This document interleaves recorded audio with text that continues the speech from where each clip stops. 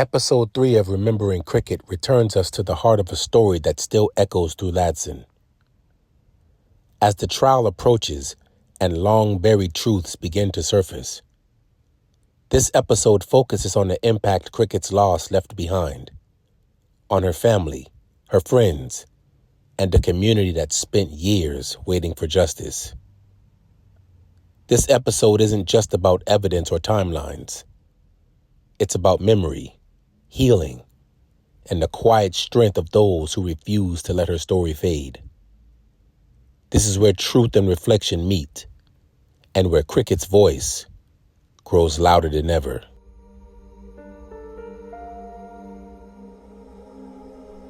In 2004, after nearly 14 years of unanswered questions, the case of Crystal Crickette Surrell finally reached the courtroom.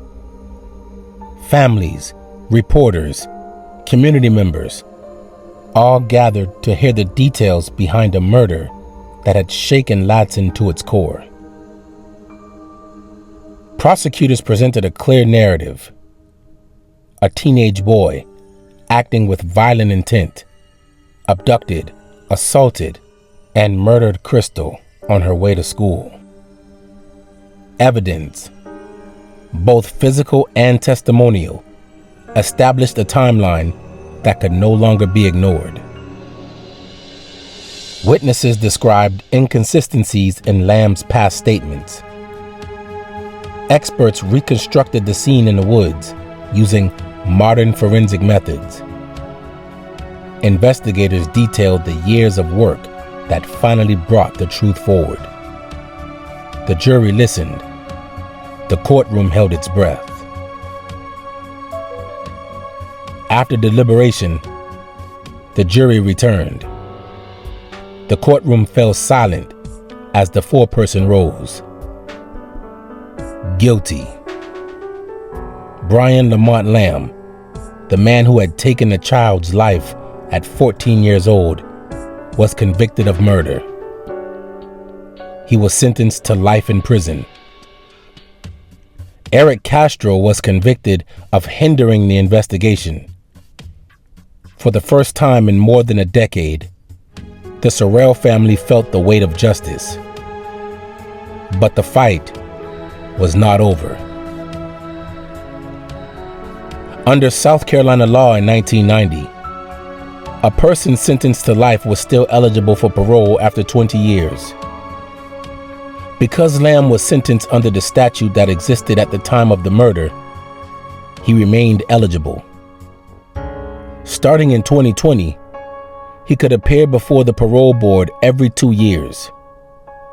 For Crystal's family, each hearing was a reopening of wounds. In April of 2024, Lamb attempted to gain release. Inside the hearing room, the Surrell family sat only a few feet away from the man who had murdered Crystal. They spoke of her childhood, her laughter, her nickname, Crickette, the years of pain that followed her loss. They asked the parole board to keep him behind bars where he belonged. After deliberation, the board announced its decision. Parole denied. But the process would repeat again and again for the rest of Lamb's life. Justice was achieved, but peace would always be fragile. Today, more than 3 decades later, Crystal's family still speaks her name. They remember her long legs, her bright smile, and the joy she brought to their backyard. They remember the girl who chased crickets in the evening light, and the child who never had the chance to grow up. Her story is not just a case file, not just a headline, not just an episode. It is a reminder of life cut short and of a family who refused to let her be forgotten. This is her legacy. This is her story. This is Remembering Crickette.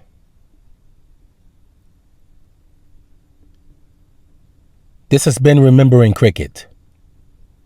If this story moved you, please share these episodes and help keep Crystal's name alive. For more true crime investigations, real low country stories, and victims who deserve to be remembered, follow and subscribe to Charleston Cold Case Chronicles. Because justice isn't just about the past. It's about memory, accountability, and truth. Thank you for listening.